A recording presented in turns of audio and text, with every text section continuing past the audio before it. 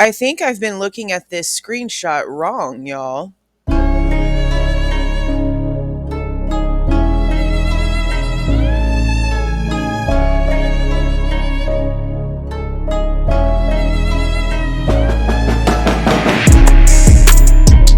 Hey guys, this is Jules with True Crime Reactions. So I was having a conversation with Dago yesterday trying to figure out some stuff about this 1112 screenshot. The person who has taken responsibility for this screenshot leaking is right here. Over here, I leaked a screenshot of what the cam is going to show us from 1112. Now, the story behind this, and this has been stated out of a few different people's mouths at this point, is that yes, Steve Goncalves really did give Brat Norton this screenshot, but it wasn't for the reasons that she used it for. Now, apparently, he gave this to her to show her that the Linda Lane footage that she is also personally taking responsibility for. So the Linda Lane footage is real. Yeah, yes. As far as I am there's the footage that I leaked and I've re-leaked is 100% real. Is crap. This was given to Brat Norton for them to know that the family has footage that is closer to the actual house that this all took place in, and that the audio in the Linda Lane doesn't match up to what they hear on their footage. And that's pretty important. I told you guys not long after Linda Lane dropped that there was just a couple of things in the audio that I just didn't trust. It had same frequencies, it had the exact same tones in some of the sounds, and then there was a really weird scream at 1:56 a.m. that just could not have happened, not by King Road, and not because of anything nefarious that people were thinking. 1:56 is the time that Maddie and Kaylee got home, and Olivia, Kaylee's sister, has been the one to verify and clarify that entire timeline, because remember, the cops were okay with it being vague. They didn't care about direct timestamps. They had everyone being home besides the two surviving roommates around 1:45 a.m., but that just wasn't the truth. And honestly, to this day, we still don't have an exact timestamp for whenever Ethan and Xana got home. Only Maddie and Kaylee's has been actually validated. But whenever I first saw this screenshot, it looks like it's 1122 King, but it's not. It's not at all. And I don't know what took my brain so long to put it together that this is not the King Roadhouse. Now, this porch right here is actually the porch on the back end of 1112. So it doesn't even face the way that this photo would have had to have been taken from if this was 1122 King Road. And I was really kind of trying to question what was happening with this whenever Riley Lively came out and stated that she spoke to the people that lived in that house, and they told her that the camera was physically removed from the home.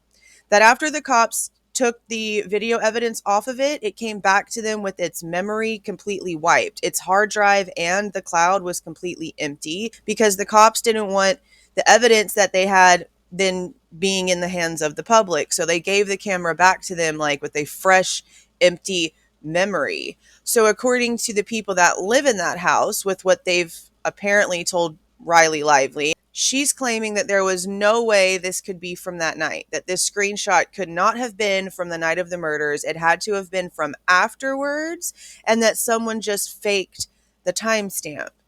Well, now Riley Lively has gone in and verified that Steve Goncalves really did give the screenshot to Brat Norton. Yeah, and I spoke to the person who owned the cloud footage. They said law enforcement, took possession, and that, their camera was stolen. They wouldn't have had access to the night of the murder, but that maybe someone was superimposing a false date to make it seem that way.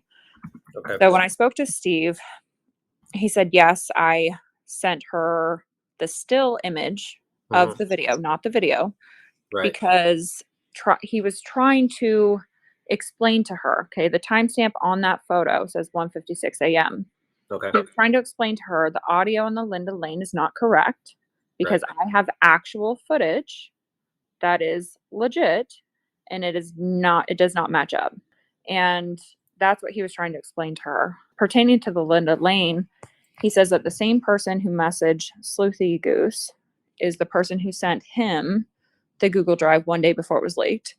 He didn't send it out anywhere. And then that person then came to him after and said, oh, well, I sent it all these other places, right?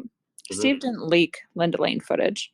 And originally, when I had heard from Brat from her mouth on live, say that Steve had asked her to send these things out, that, it's to get the truth out, allegedly. Because I asked, did Steve have you guys sign something saying you guys can't release this? And she goes, no, he wanted this out. Steve said that's not true, right? He didn't ask for the still shot to be sent. The risk he took, correct? So, yeah. So the screenshot's legit then, because she's backing up that story, but she's also validated the fact that she was never supposed to release it, that Steve asked Brat not to release the screenshot. He was just showing it to her as proof that, hey, what you guys are dropping is crap and what we have is real, and it basically needs to stop. Well, once she released the screenshot, apparently Steve Goncalves blocked her, and she's made a few accounts to try to contact him again, apparently, but he doesn't want anything to do with her now because she did something that he asked her not to do. So I'm going to show you guys exactly what I mean on this map right here. So this right here is 1122, and this is 1112. That big white porch that's in the security screenshot is right here. Okay. Notice it's a clear view to this house right here. Now, this is what the King Road house looks like. Most of you guys know this. This is the screenshot. Notice how similar they look? That's why I was really confuzzled. Okay. But then I noticed that the front door doesn't look like it's in the right position. Well, this is why. The house in the screenshot is this one. It's this one right here. Notice it's like a very similar shape. And honestly, I don't know why I just didn't put 2 and 2 together on that. Because, like, duh, if it was from that porch, there's no way it could be King Road. But I've seen several channels talking about it as if it is a picture of the actual house. So I'm not the only one that was going off about that being a picture of the house, but it's not. And if you guys notice, like, Google Maps is weird whenever you try to, like, view anything, but this is definitely the house.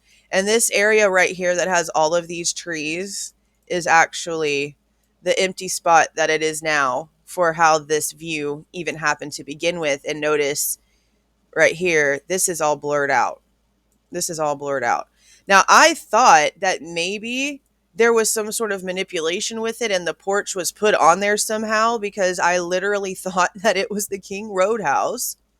So whenever I was looking at the map, it looked to me as if it was coming from King, it would have to have been coming from over here somewhere, because to me it looked like it was straight on King Road. But it turns out it's not the house whatsoever. It's actually the one to where the 3-point turn in the PCA at the end of King and Queen would have probably been caught on camera. And it's also interesting to me that there's been a lot of people trying to justify the Linda Lane footage by claiming that none of it's going to be used in evidence. But I don't see how that can possibly be true whenever in the PCA we have suspect vehicle number 1 doing things at 500 Queen whenever there's a turnaround. And that turnaround at 500 Queen is pretty much what we're seeing on the Linda Lane footage. So I don't know how correct everyone's thinking is that this isn't going to be used as evidence, because at least that portion, to me, of the 500 Queen situation in the PCA is in the Linda Lane footage.